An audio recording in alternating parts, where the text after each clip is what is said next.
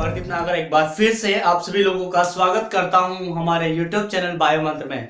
Guys आज के video lecture में हम बात करेंगे कोशिका भित्ति का पार्ट नंबर 2, जिसमें हम बात करने वाले हैं कोशिका भित्ति की परासरचना के बारे में।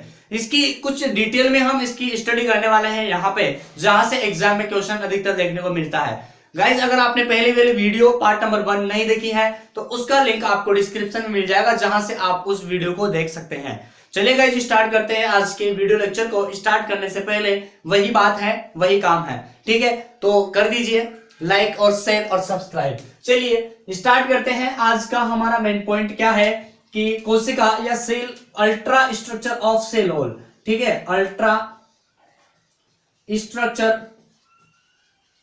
ऑफ सेल वॉल, ठीक है? कोशिका भित्ति की परासंरचना के बारे में हम बात करने वाले हैं, कोशिका भित्ति की परासंरचना के बारे में, ठीक है? क्वेश्चन कैसे बनेगा, यहाँ पर क्या बनेगा, वो सभी हम डिस्कस यहाँ पर बारी बारी से करेंगे।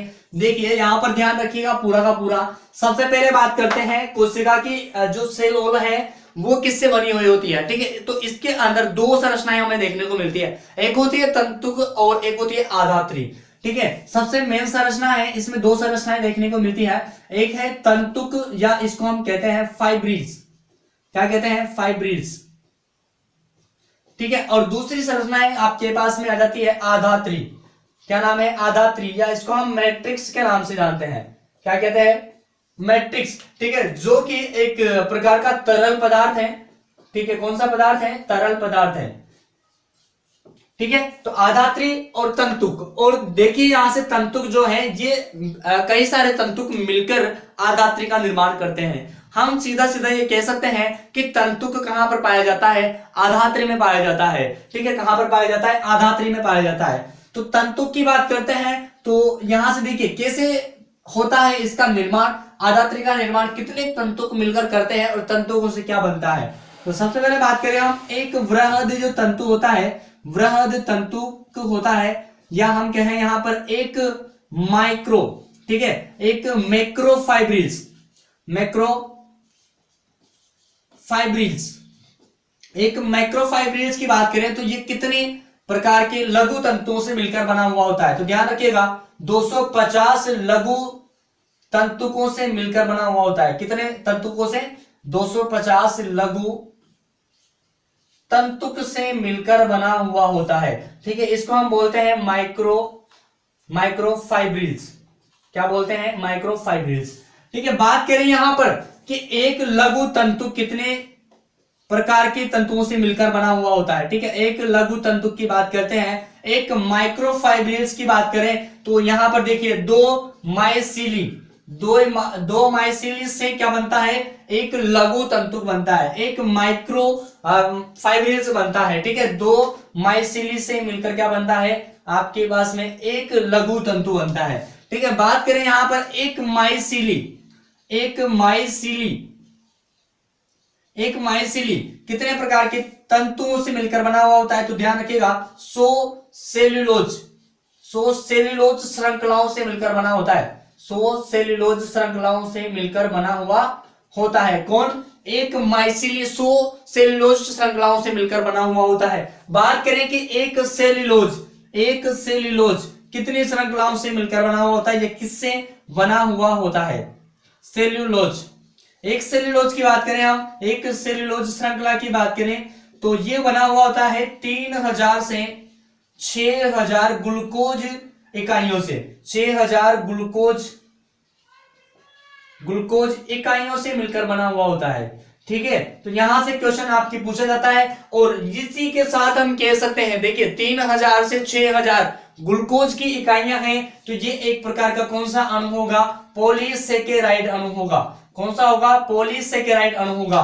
बात करें यहां पर ये इकाइयां होती है, ये किसके द्वारा जुड़ी हुई होती है? तो ध्यान रखिएगा बीटा 1,4 लिंकेज के द्वारा जुड़ी रहती है। किसके द्वारा जुड़ी रहती है? तो बीटा 1,4 लिंकेज के द्वारा जुड़ी रहती है, ठीक है? लिंकेज के द्वारा क्या होती है? जुड़ी रहती है। आप सबको नोट करते चलिए ताकि आपको दिक्कत ना आए, ठीक है? अब यहां पर बात करते हैं कि इस आधात्री के अंदर हमें गर्त देखने को मिलते हैं, कुछ संरचनाएं देखने को मिलती है जिनको हम कहते हैं, देखिए यहां से संरचना है हमारे पास में गर्त, जहां हम इसको कहते हैं इंग्लिश में पिट्स, पिट्स कि सर अब ये पिट्स क्या है, पिट्स क्या है? तो देखिए संरचना जो होती है कोशिका झिल्ली की, कोशिका भित्ति की जो संरचना होती है उसके अंदर कुछ भागों पर क्या हो जाता है, लिग्निन का जमाव हो जाता है। कुछ भागों पर तो लिग्निन का जमाव हो जाता है, जैसे कि ये है आपके सेल ओल, ठीक है। इसमें कुछ भागों पर तो लिग्निन का जमाव हो गया, लेकिन कुछ स्थान ऐसे होते हैं जहां पर लिग्निन का जमाव नहीं होता है। क्या दोस्तों कि कुछ भागों पर तो लिग्निन का जमाव हो जाता है, लेकिन कुछ स्थान ऐसे रहते हैं जहां पर लिग्निन का जमाव नहीं होता है, और उन्हीं स्थानों को हम कहते हैं गर्त या पिट्स के नाम से जानते हैं।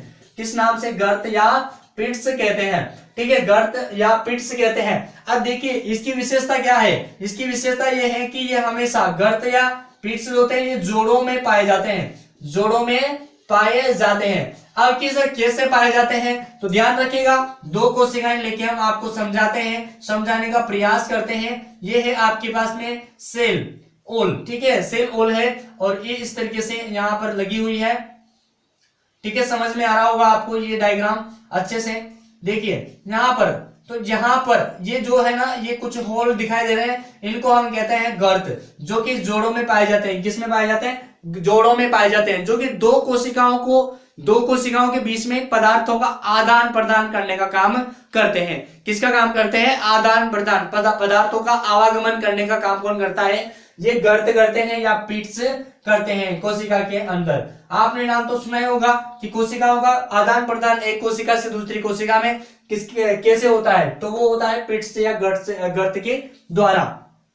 इसके अंदर देखो गर्त जो है दो प्रकार के देखने को मिलते हैं हमें। कितने प्रकार के देखने को मिलते हैं? दो प्रकार के कौन कौन से होते हैं तो उनको भी समझते हैं। यहाँ पर गर्त दो प्रकार के होते हैं, इधर समझिएगा, आप नोटबुक लेके चलिए ताकि आपको समझ में आ सके, आसानी से आप उसको नोट कर सको, ठीक है। तो दो प्रकार के होते हैं, एक होता है सरल गर्त और दूसरा होता है परिवेशित गर्त, ठीक है।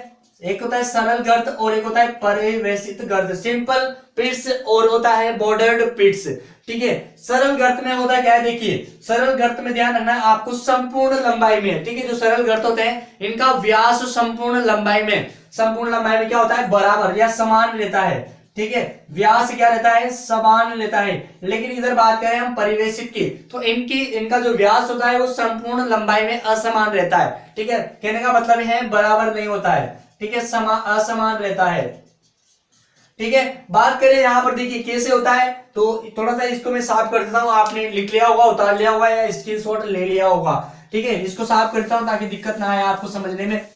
सिंपल को अगर हम डायग्राम के हिसाब से देखें तो ये है आपके सिंपल गर्त। क्या है ये? सिंपल गर्त, जिसके अंदर इस तरीके से ये सिंपल, ठीक है। देखो ऊपर की साइड और नीचे की साइड दोनों बराबर है, ठीक है, समान व्यास की। यहाँ पर व्यास समान होगा, यहाँ पर भी समान होगा, यहाँ पर भी समान होगा, यहाँ पर भी समान होगा। लेकिन इसके अंदर एक झिल्ली पाई जाती है और इस झिल्ली को हम बोलते हैं गर्त झिल्ली। क्या कहते हैं? गर्त झिल्ली कहते हैं, ठीक है, गर्त झिल्ली कहते हैं या पिट मेम्ब्रेन कहते हैं, ठीक है। अब आपसे यहाँ पे पूछा जाएगा कि पिट्स झिल्ली या गर्त मेम्ब्रेन किसकी बनी हुई होती है, ठीक है। तो यहां पर ध्यान रखिएगा, प्राइमरी सेल ओल प्लस मिडिल लेमिला के द्वारा। किसके द्वारा? मिडिल लेमिला मतलब कहने का यह है कि कोशिका प्राथमिक कोशिका भित्ति और मध्य पटलिका के द्वारा ये पिट्स या गर्त झिल्ली बनी हुई होती है। बात करें यहाँ पर देखिए परिवेशित या बॉर्डर्ड की, ठीक है, ये नंबर 1। और यहाँ पर ये बॉर्डर्ड पिट्स की बात करें हम तो बॉर्डर पिट्स को कैसे समझ सकते हैं हम कि देखिए यहां से ये इस तरीके से ये गर्त पाए जाएंगे यहां पर, ठीक है। ये असमान, इनका देखो यहां पर व्यास ज्यादा है, यहां पर कम है, यहां पर व्यास ज्यादा है, यहां पर कम है, ठीक है। तो इस तरीके से आप समझ सकते हैं, ठीक है। तो ये असमान लंबाई के होते हैं और इनके बीच में जो पिट्स मेम्ब्रेन पाई जाती है और पिट्स मेम्ब्रेन के बीच में, ठीक है, पिट्स मेम्ब्रेन इन दोनों कोशिकाओं को जोड़ने का काम करती है और इसके बीच में यहाँ पर लिग्निन का जमाव हो जाता है। किसका जमाव हो जाता है? सुबेरिन का जमाव हो जाता है। लिग्निन का जमाव यहाँ पर होता है, ठीक है, लिग्निन का जमाव यहाँ पर होता है, यहाँ पर सुबेरिन का जमाव हो जाता है, ठीक है, सुबेरिन का जमाव हो जाता है। और इस सुबेरिन के जमाव के कारण ये जो मेम्ब्रेन होती है ये फूली हुई दिखाई देती है। क्या दोस्तों? फूली हुई दिखाई देती है और फूली हुई दिखाई देने के कारण इसको हम क्या कहते हैं? टोरस कहते हैं। किस नाम से जानते हैं? टोरस के नाम से जानते हैं। आगे बात समझ में, क्या कहते हैं इसको? टोरस कहते हैं, ठीक है, इस फूले हुए जगह को। और आगे बात करते हैं हम इसके अंदर दो गुहा पाई जाती है जिसको हम बोलते हैं, पहली है विमुक्ति गुहा या वियुक्ति गुहा, वियुक्ति जाल गुहा, ठीक है, वियुक्ति जाल गुहा। और दूसरे नंबर की आती है आपके पास में लय जात गुहा। क्या आती है? लय जात गुहा। अब देखिए लय जात गुहा और वियुक्ति जाल गुहा ये कोशिका भित्ति के अलग होने से बनती है। किसके अलग होने से? सेल ओल के अलग होने से कौन सी गुहा बनती है? तो वियुक्ति गुहा, ठीक है। कौन सी गुहा? वियुक्ति गुहा बनती है अलग होने से, सेल ओल के अलग होने से, ठीक है। उदाहरण की बात करोगे, क्वेश्चन पूछा जाता है यहां से कि अगर हम देखें तो पाइनस की रेसिन नाल, कौन सी नाल? पाइनस की रेसिन नाल, इसका उदाहरण सबसे मुख्य है, ठीक है। वियुक्ति जाल गुहा का उदाहरण है पाइनस की रेसिन नाल। लय जात की बात करें तो ये सेल ओल के लयन से या सेल ओल के टूटने से बनती है, ठीक है।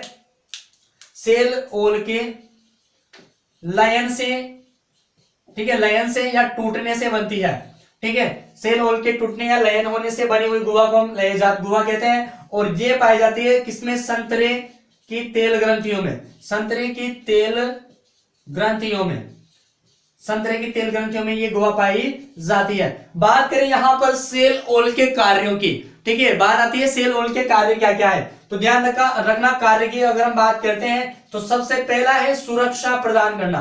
क्या? सुरक्षा प्रदान करना। और दूसरा है आकृति प्रदान करना, ठीक है। कौन सा? आकृति प्रदान करना। तो सुरक्षा और आकृति प्रदान करना किसको? कोशिका को। ये किसका काम होता है? सेल ओल का, ठीक है। और इसी के साथ में सेल ओल कंप्लीट हो जाता है हमारा। और इसके बाद में जो नया टॉपिक होगा उसको हम इसी तरीके से डिटेल में बात करेंगे, प्लाज्मा मेम्ब्रेन, या हम कहते हैं इसको सेल मेम्ब्रेन या कोशिका झिल्ली, ठीक है। तो गाइस आज के लिए इतना ही, बाकी फिर मिलते हैं अपन नेक्स्ट वीडियो में। तब तक के लिए जय हिंद, जय भारत, वंदे मातरम और आप सभी को धन्यवाद।